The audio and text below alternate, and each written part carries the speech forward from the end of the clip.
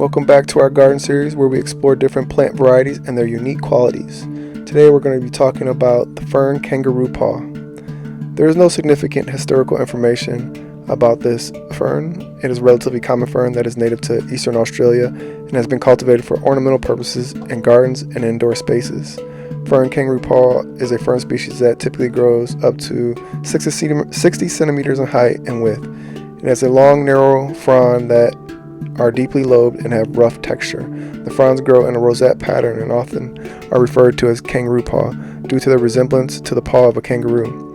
The plant's common name is also due to its native habitat, which is often rocky and dry, similar to the environment where kangaroos live. The kangaroo paw fern is a relatively easy fern to care for and can be grown indoors or outdoors. It prefers bright, indirect light and well-drained soil that is kept moist but not waterlogged. It can tolerate some dryness but will not do well in consistently dry soil.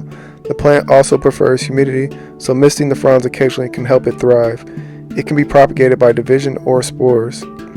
Kangaroo paw fern can be grown alongside other ferns and plants that prefer similar growing conditions, such as bird's nest fern and caletheia.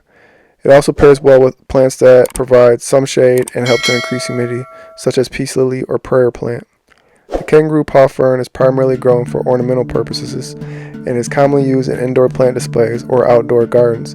It is a popular choice for adding texture and interest to a space and is particularly well suited to rock gardens or xeriscaping due to its native habitat.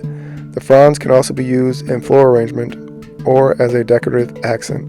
Additionally, like other ferns, it can help to purify the air and increase humidity in indoor spaces.